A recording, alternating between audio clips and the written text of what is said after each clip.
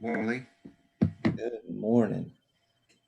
Oh, beautiful sun into the light. Uh-oh. How do we get back to this? Oh no, I don't know. my screen's frozen. Hang on, I'll scroll as soon as oh, it'll die. Here we go. Welcome to the Temple of the Holy Spirit. The meaning of the Son of God lies solely in his relationship with his Creator. If the meaning of the Son of God lies outside his relationship with his Creator, if it were elsewhere, the Son's meaning would rest on contingency. But there is nothing else outside his relationship with the Creator. And this relationship with his Creator is wholly loving and forever. Yet has the Son of God invented an unholy relationship between his ego self and his Father. His real relationship with his Creator is one of perfect union and unbroken continuity. The egoic relationship with God he made is partial, self-centered, broken into fragments and full of fear. The one created by his Father is wholly self-encompassing, and self-extending. The one he made with the egoic thought system is wholly self-destructive and self-limiting. No, thank you. We have forgotten our true relationship with our Creator and substituted or adjusted the truth to fit our egoic belief that the separation is real. Any egocentric relationship rests on our belief in lack, sin, guilt, and fear. Our belief in lack, sin, guilt, and fear. Our relationship with our Father rests on eternal, changeless, unconditional love and union of the one self. That sin guilt is bad. Our egoic self is our own creation. As such, it could be compared to our child. That's an easy trick to have a little bit of compassion for yourself. In this case, we have chosen not to share the oneness that we truly are. There we go. In this case, we have chosen not to share the oneness that we truly are with our child. We have refused to see our egoic self like our Father, perfect, whole, and complete. We have judged our child as lacking, so we withheld what they are from themselves. Until we extend our own divine birthright to our creations, we're denying our own fatherhood and not co-creating with our Father. By seeing our egoic self and our own provisional reality as perfect, whole, and complete, we co-create with God and are the embodiment of love. Love allows all, because love is all, and thus transcends all. Well, there's a wonderful lesson. I think this is a breakthrough note. Would you like to read it again? It would be helpful, I think. Because if you really get that relationship of the Father to the Son. I got it. I'm good. Nothing can show the contrast better than the experience of both a holy and an unholy relationship. The holy relationship is based on love and rests on it serene and undisturbed. The body doesn't intrude upon the holy relationship. Any relationship in which the body enters is based not on love, but on idolatry. Love wishes to be known, completely understood, and shared. Love has no secrets. Nothing that loves would keep apart and hide. Love walks in sunlight, open-eyed and calm, in smiling welcome and in sincerity, so simple and so obvious. Love cannot be misunderstood. The holy relationship is based on the thought system of the Holy Spirit, which is the voice of love. But idols do not share. Idols accept, but never make return. Idols can be loved, but cannot love. Do not understand what they are offered, and any relationship in which idols enter has lost the relationship's meaning. The love of idols has made love meaningless. Idols live in secrecy, hating the sunlight, and happy in the body's darkness, where idols can hide and keep their secrets hidden along with themselves. And idols have no relationships, for no one else is welcome there. Idols smile on no one, and those who smile on idols don't see. The thought system is full of false beliefs that we attempt to make true. Egoic idols are anything we worship that would replace the truth.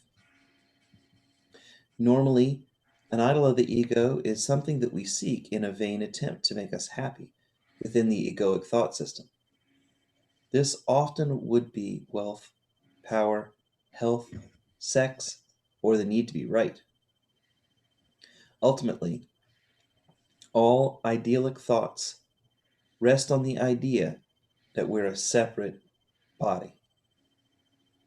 We worship the body and seek earthly egoic happiness in bodily limitations.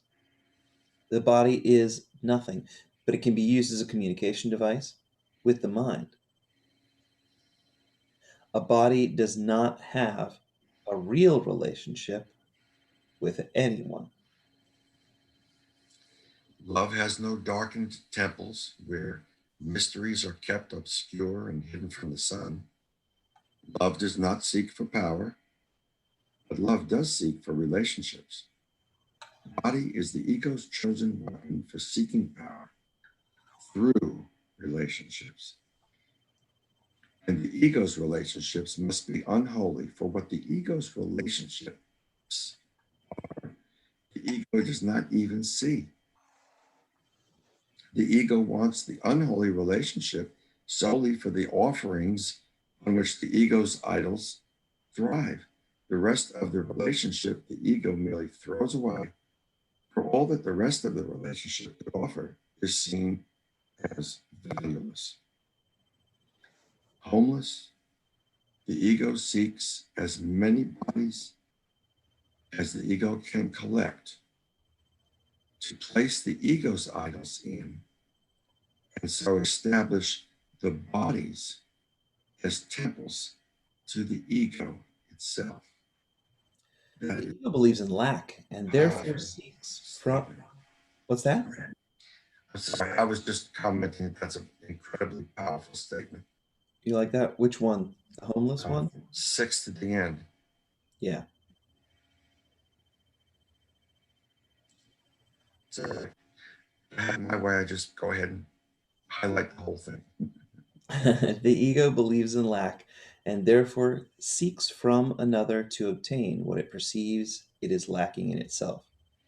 Since the ego only desires to obtain what it believes it lacks, its relationships are not based on love, but rather on seeking then taking. These relationships are not seen as among equals.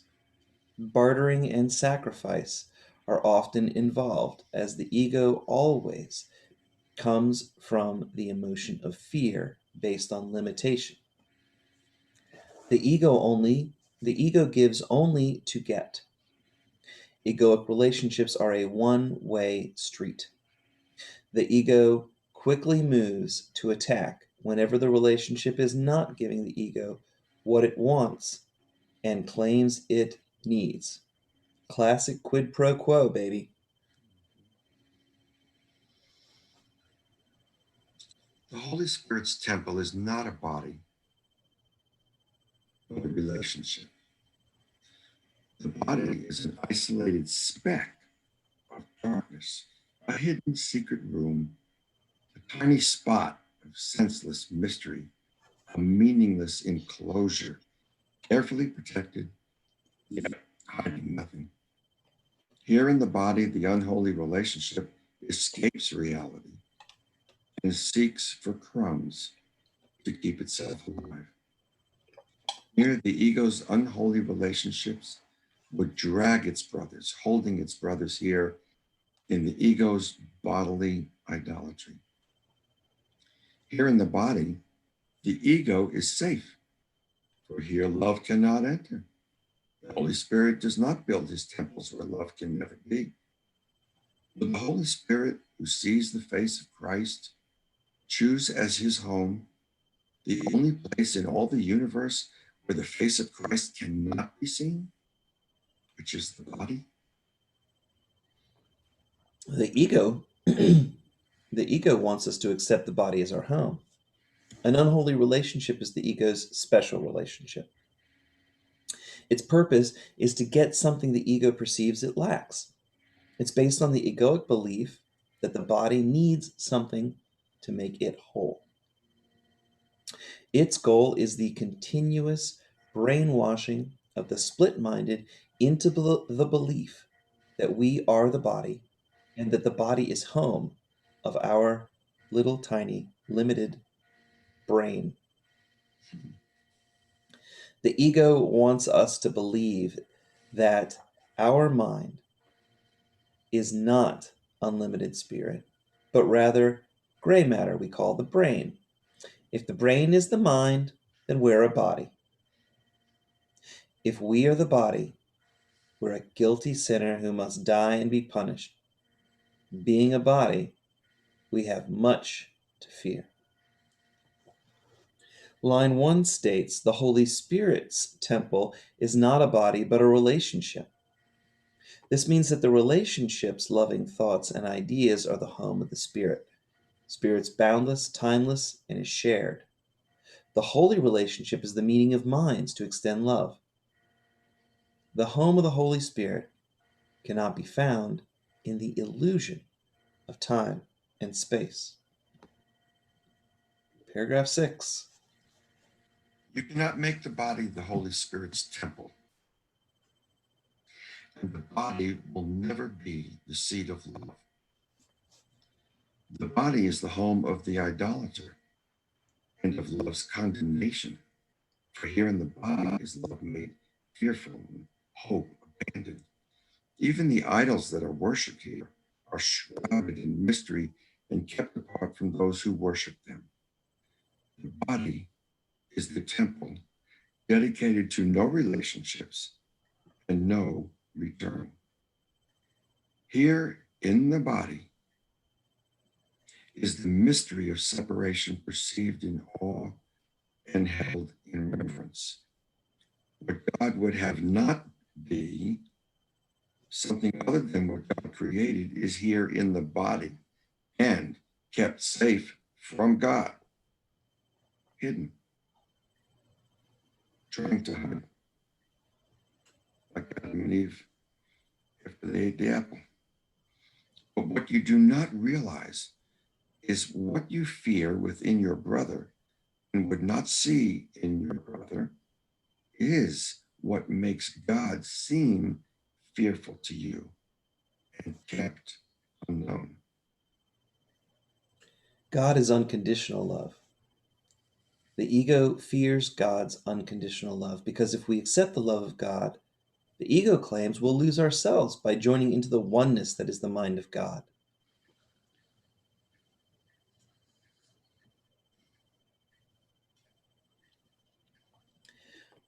We will no longer be separate and no longer special.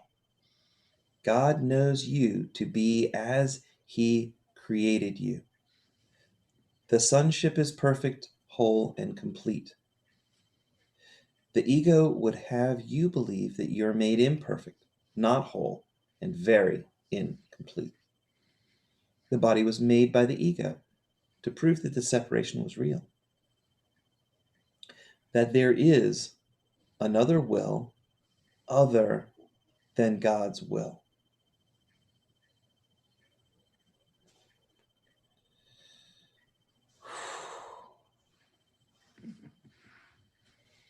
The body is the symbol for the separation and the sin, guilt, and fear that the fragmented sonship holds within their insane mind.